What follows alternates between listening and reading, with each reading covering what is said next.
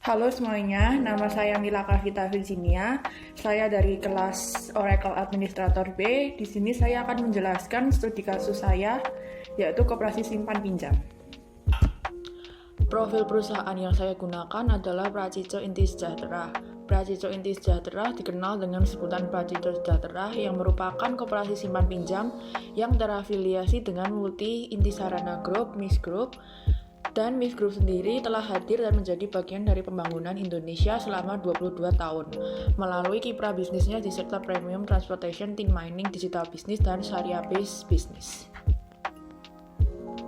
Lalu visi dan misi Pracico Inti Sejahtera Group sendiri adalah sebagai berikut. Pertama, saya akan menjelaskan tentang proses bisnis peminjaman di Pracico Inti Sejahtera. Dalam melakukan proses bisnis peminjaman di koperasi simpan pinjam Pracico Inti Sejahtera, setiap orang harus menuju ke kasir untuk menunjukkan kartu anggota yang mereka miliki. Setelah itu, bagian kasir akan melakukan pengecekan data apakah kartu anggota tersebut dapat disetujui atau tidak. Setelah disetujui, maka bagian kasir memberikan formulir pinjaman kepada anggota untuk anggota dapat mengisi formulir peminjaman tersebut. Formulir peminjaman tersebut kemudian diberikan kepada kasir untuk mengecek formulir peminjaman tersebut. Setelah itu, bagian kasir memberikan kartu anggota beserta formulir peminjaman tersebut kepada ketua, agar ketua dapat menganalisa pengajuan pinjaman tersebut apakah dapat disetujui atau tidak. Jika ketua setuju, maka ketua akan menandatangani permohonan pinjaman tersebut. Setelah itu, diberikan lagi kepada bagian kasir untuk bagian kasir mencatat pinjaman dalam buku pinjaman.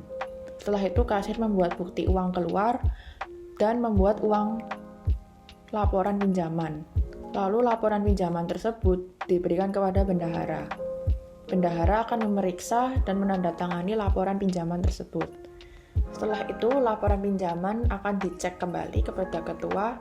Dan jika ketua setuju, maka ketua akan menandatangani laporan pinjaman tersebut. Setelah itu, bendahara akan melakukan pencairan dana pinjaman. Lalu selanjutnya saya akan menjelaskan tentang ERD dari koperasi simpan pinjam, atau kepanjangannya yaitu Entity Relationship Diagram. Berikut adalah gambar tabel ERD koperasi simpan pinjam. Terdapat 7 entitas, yaitu anggota, form, pembukuan, jabatan, pegawai, peminjaman, dan keuangan. Nah, entitas satu dengan yang lainnya itu bisa terhubung. Form terhubung dengan anggota melalui nomor ID anggota. Satu anggota koperasi bisa melakukan beberapa kali pinjaman. Form terhubung dengan pembukuan melalui nomor ID pembukuan.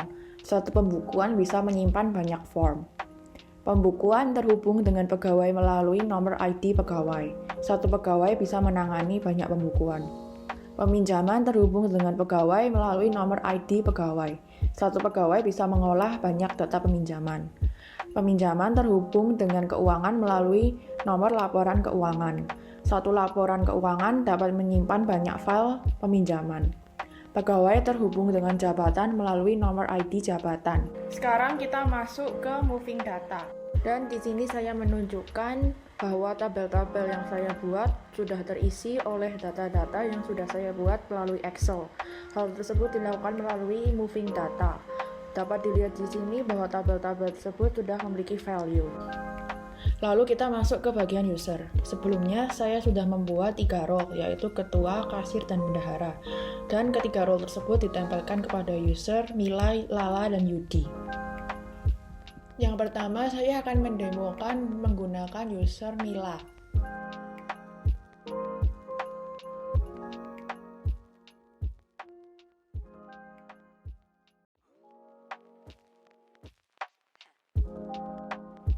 Lalu, yang kedua, saya menggunakan user Lala.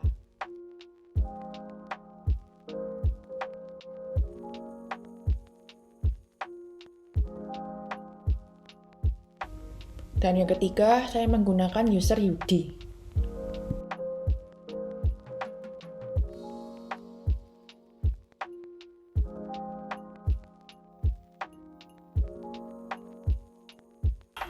Oke, sekarang saya akan menjelaskan trigger pertama yang saya buat, yaitu namanya adalah trigger nama.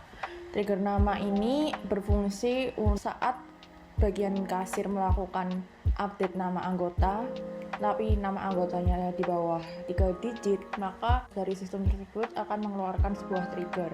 Kenapa? Karena nama tersebut dianggap tidak relevan. Langkah pertama yang bisa dilakukan yaitu kita select bintang from anggota untuk memanggil tabel anggota yang sudah terisi. Lalu kita select triggernya dan kita run. Jangan lupa auto trigger untuk mengaktifkan trigger tersebut.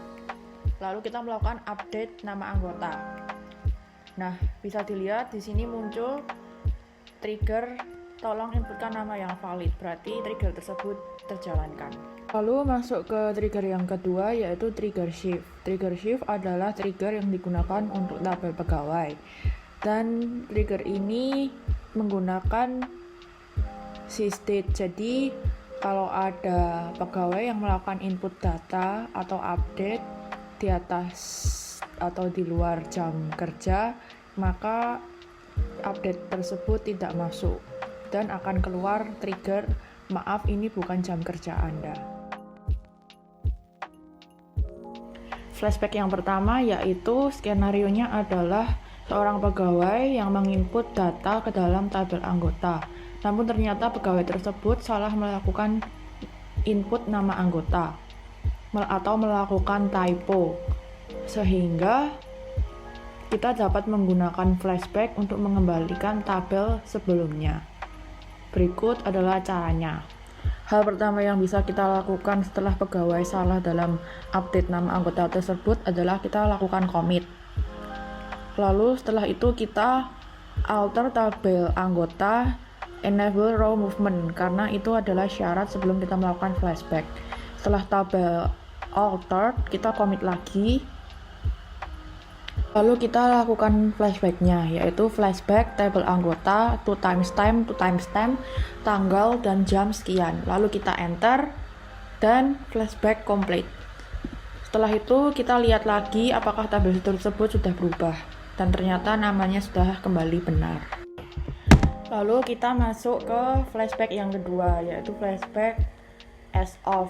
Skenarionya adalah seorang pegawai salah melakukan input atau update alamat kepada tabel anggota.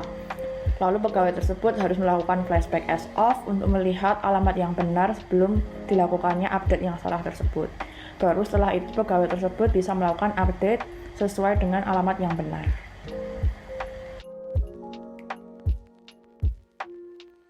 Di sini pegawai melakukan update kepada alamat salah satu anggota. Namun ternyata alamat tersebut salah. Dan pegawai tersebut harus melakukan flashback as of untuk melihat alamat yang benar sebelum diubahnya tabel tersebut. Dengan cara select bintang from anggota as of timestamp, tanggal dan jamnya. Lalu kita enter.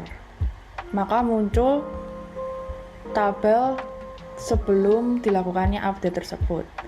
Lalu pegawai tersebut bisa melakukan update alamat anggota yang benar. Dan yang terakhir saya akan menjelaskan tentang backup and recovery. Menurut sumber di sini, backup and recovery describe the process of creating and storing copies of data that can be used to protect organizations against data loss. Jadi backup and recovery itu digunakan untuk mengantisipasi adanya kehilangan data. Ini adalah hasil screenshot dari proses backup dan recovery saya. Dapat dilihat di sini, restore berhasil pada tanggal 24 Juni 2021. Demikian hal yang bisa saya sampaikan. Sekian dan terima kasih.